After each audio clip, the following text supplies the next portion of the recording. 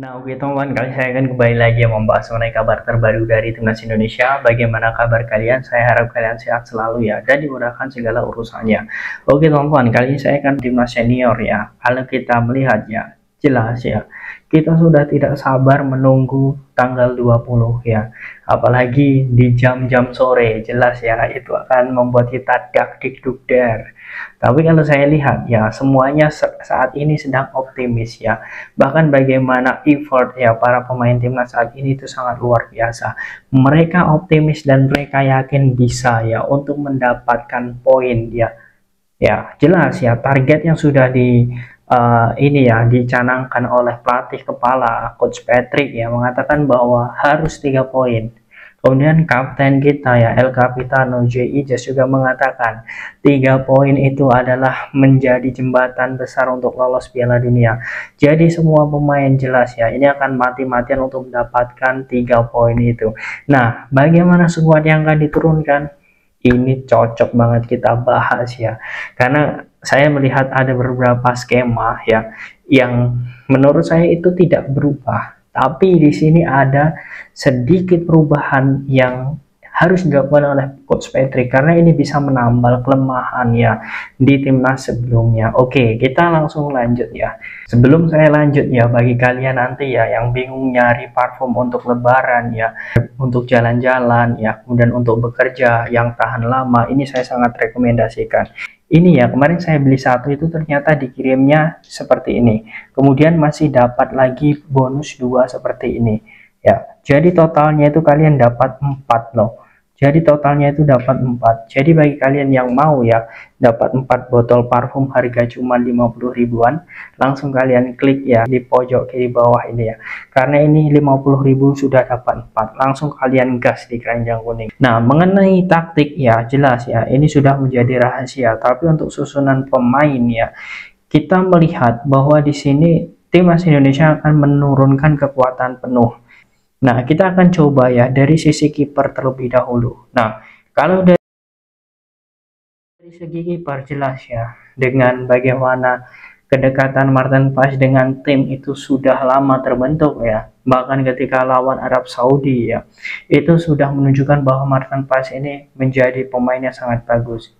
Ya, ini untuk Martin Paes. Jelas dia akan menjadi pilihan utama untuk di posisi kiper walaupun saat ini sudah ada Emil Audero. Kemudian kita akan lihat ya, jelas ini untuk back kiri. Kualitas Verndong itu sudah tidak diragukan lagi. Ini benar-benar bagus loh Verndong ini. Ini saya pun ya bagaimana kekuatannya ketika dia bermain di Nijmegen ya di Eredivisie Liga Belanda, bahkan di 2 minggu terakhir dia mendapatkan penghargaan pemain terbaik ya di Liga Belanda, itu sudah menjadi kredit besar. Dan di sini jelas Verndong akan menjadi tolak ukur untuk menjadi starter. Oke, kemudian selanjutnya, nah ini jelas ya ada Bang Jayadi ya, ataupun Jay Ijas. Nah, Jay Ijas ini penampilan sangat luar biasa di Venezia pun juga dia menjadi kapten ya. Jelas ya penampilannya ini akan sangat sulit tergantikan. Nah, kemudian untuk di sisi di sini.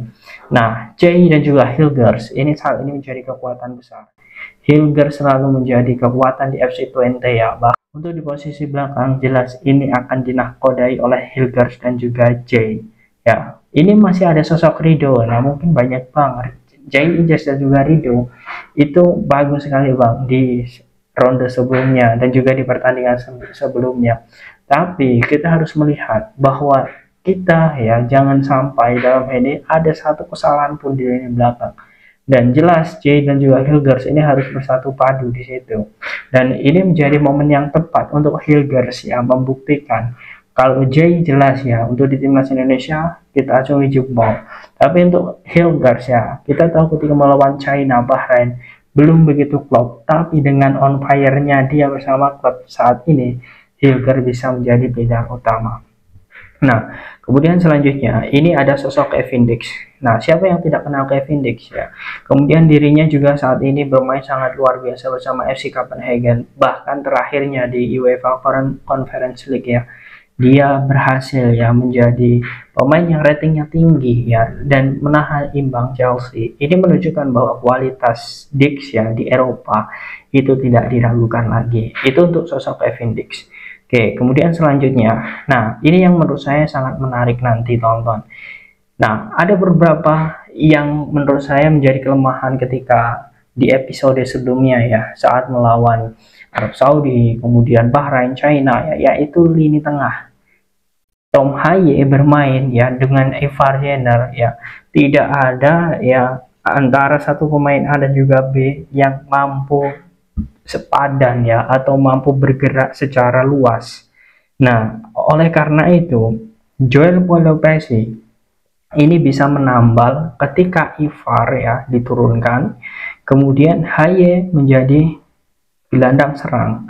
Nah, jadi di sini biasanya diisi ya oleh Nathan Cho ataupun Justin Hubner. Tetapi itu terkadang inkonsisten penampilan. Ya, jadi Joel Pelupesi bisa menambal di lini tengah ini. Ya, jadi jelas ya keputusan Patrick Kluivert nanti di lini tengah ini akan sangat menarik. Dan saya sangat yakin ya, seperti Danny Lansar, Alec Pastor ya, itu sudah meracik ya dan juga menganalisa bagaimana kekuatan timnas di lini tengah sebelumnya. Oleh karena itu, Joel Pelopesi ini diharapkan menjadi jawaban, dan ini menjadi hal yang sangat bagus jika trio ya Ivar, Haye dan juga Pelopesi ini nanti bisa jadi starter. Nah, untuk di sisi kiri.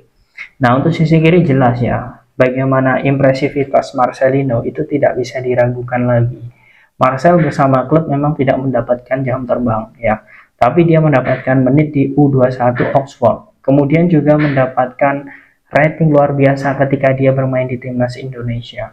Itu sudah terbukti dan sudah teruji. Jadi tidak ada salahnya jika sosok Marcelino Ferdinand ya itu tetap menjadi pilihan utama ya, walaupun nanti mungkin di babak kedua atau di akhir ya penghujung pertandingan diganti tidak masalah untuk Marcelino Ferdinand, tapi perlu dicoba untuk menjadi starter. Oke, kemudian di sisi kanan absennya Ragnar Oratmangun jelas ini membuat Patrick Kluivert berpikir, tapi dengan ada ya amunisi baru yakni Ole Romeni, ini bisa menjadi jawaban. Ole Romeni penampilan sangat luas banget loh, dia itu bisa menjadi gelandang serang, kemudian tiba-tiba bisa menjadi seorang ini tontonnya striker murni, kemudian juga bisa menjadi gelandang wing kiri ya. Ini bisa menjadi hal sangat bagus, dan jelas ya ini Rafael Strike tetap akan menjadi tombak. Tapi ini juga bisa sebaliknya nanti ya, Rafael Strike ya kalau dilihat dari segi finishing itu memang kurang sekali, tapi bagaimana dia membuka ruang itu bagus. Jadi Patrick Kluivert nanti bisa memiliki opsi seperti ini. Oleh Romeni dijadikan sebagai striker murni, strike bisa di wing kanan ya atau sayap kanan. Ini bisa juga ya menjadi hal yang bisa dipertimbangkan lah. Ini bisa juga menjadi kekuatan bagi timnas Indonesia agar nantinya kita bisa meredam kekuatan dari Australia. Karena Australia jelas ya ingin sekali mendapatkan poin. Karena menurut saya ya Australia, Arab Saudi, Bahrain, China poinnya itu sama, dan ya itu sangat sulit sekali ya bagi kita untuk menebak siapa kira-kira yang lolos Piala Dunia. Tapi Indonesia memiliki keuntungan di sini karena memang Australia bermain tanpa kekuatan penuh, sedangkan Indonesia hanya dua yang absen, yakni Justin dan juga Ragnar. Itu pun akumulasi kartu bukan cedera. Jadi kemungkinan besar untuk menang juga masih ada. Nah, bagaimana menurut kalian tonton dengan kekuatan atau formasi seperti ini? Apakah kalian yakin timnas Indonesia akan bisa menang saat melawan Australia? Silahkan kalian tulis di kolom komentar.